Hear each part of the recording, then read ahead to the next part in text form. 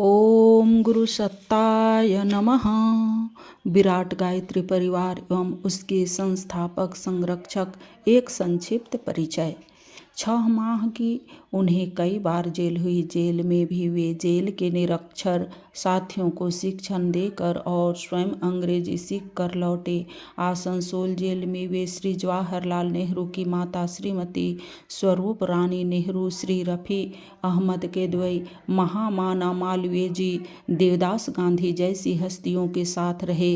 वे वहाँ से एक मूल मंत्र सीखा जो मालवीय जी ने दिया था।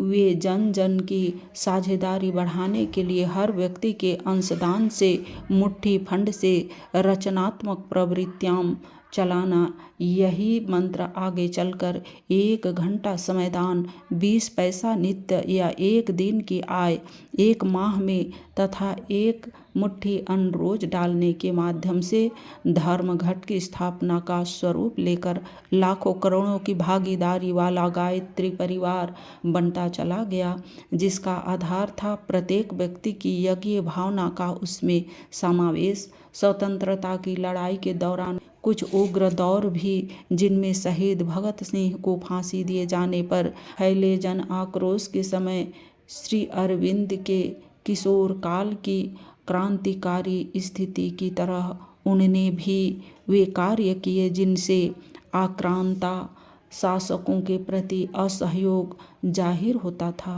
नमक आंदोलन के दौरान वे आताताई शासकों के समक्ष झुके नहीं।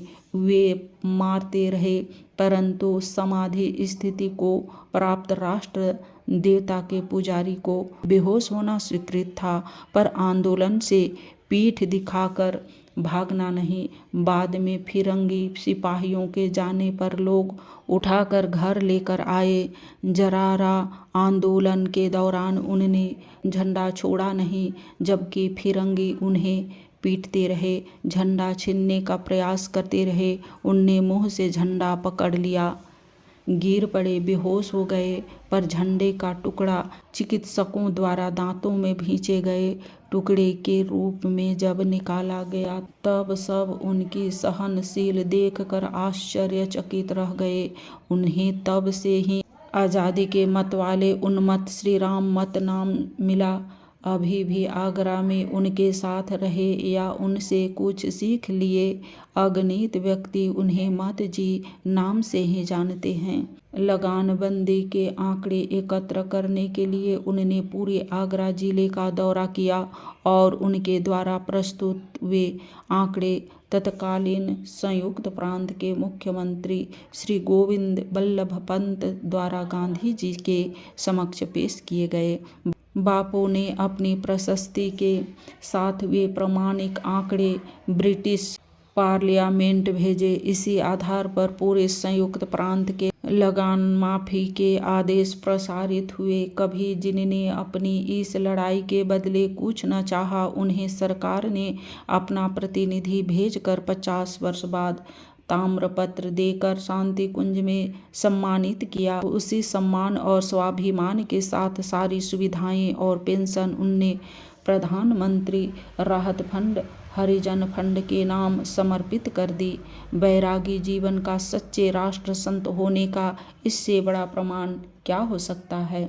1935 के बाद उनके जीवन का नया दौर शुरू हुआ, जब गुरु सत्ता की प्रेरणा से वे श्री अरविंद से मिलने पांडिचेरी, गुरुदेव ऋषिवर रविंद्रनाथ टैगोर से मिलने शांति निकेतन तथा बापू से मिलने साबरमती आश्रम अहमदाबाद गए। सांस्कृतिक आध्यात्मिक मोर्चे पर राष्ट्र को स्वतंत्रता की बेड़ियों से मुक्त किया जाए, यह निर्देश लेकर अपना अनुष्ठान यथावत चलाते हुए पत्रकारिता के क्षेत्र में प्रवेश किया। जब आगरा में सैनिक समाचार पत्र के कार्यवाहक संपादक के रूप में श्री कृष्णदत्त पालीवाल जी ने उन्हें अपना सहायक बनाया, बापू गुलाब राय और पालीवाल जी से सीख लेते हुए सतत स्वाध्यायरत रहकर उनने अखंड ज्योति नामक पत्रिका का पहला अंक 1938 की बसंत पंचमी पर प्रकाशित किया। प्रयास पहला था, जानकारियां कम थी, अतः पुनः सारी तैयारी के साथ विधिवत 1940 की जनवरी से उन्होंने परिजनों के नाम पाती के साथ अपने हाथ से बने कागज पर पैर से चलने वाली मशीन से छपाकर अखंड ज्योति पत्रिका का शुभारंभ किया, जो पहले तो 250 पत्रिका के रूप में निकली, किंतु क्रमशः उनके अध्यवसाय घर घर पहुंचाने, मित्रों तक पहुंचाने वाले उनके हृदय स्पर्शी पत्रों द्वारा बढ़ती नवयुग के मत्स्य अवतार की तरह आज 10 लाख से भी अधिक संख्या में विभिन्न भाषाओं में छपती और 1 करोड़ से अधिक व्यक्तियों द्वारा पढ़ी जाती है। पत्रिका के साथ साथ मैं क्या हूँ जैसी पुस्तकों का लेखन आरंभ हुआ। स्थान बदला, आगरा से मथुरा आ गए, 2-3 घर बदलकर धिया मंडी में, जहाँ आज अखंड ज्योति संस्थान है, आ बसे पुस्तकों का प्रकाशन और कठोर तपश्चर्या, ममत्व विस्तार तथा पत्रों द्वारा जन जन के अंतःस्थल को छूने की प्रक्रिया चालू रही, साथ देने आ गई। परम वंदनीय माताजी भगवती देवी शर्मा, जिन्हें भविष्य में अत्यधिक महत्वपूर्ण भूमिका अपने आराध्य इष्ट गुरु के लिए निभानी थी, उनके मर्म स्पर्शी पत्रों ने भाव भरे आतिथ्य हर किसी को जो दुखी था, पीड़ित था, दिए गए। ममत्व भरे परामर्श ने गायत्री परिवार का आधार खड़ा किया, इसमें कोई संदेह नहीं। यदि विचार क्रांति में साहित्य ने मनोभूमि बनाई, तो भावनात्मक क्रांति में ऋषि युगल के असीम स्नेह ने, ब्राह्मणत्व भरे जीवन ने शेष बची भूमिका निभाई। अखंड ज्योति पत्रिका लोगों के मनों को प्रभावित करती रही। इसमें प्रकाशित गायत्री चर्चा स्तंभ से लोगों को गायत्री और यज्ञमय जीवन जीने का संदेश मिलता रहा।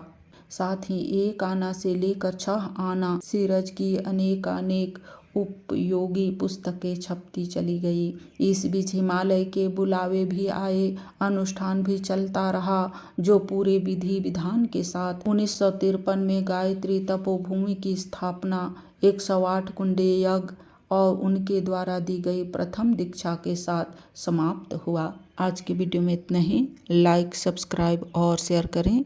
धन्यवाद। ओम शांति।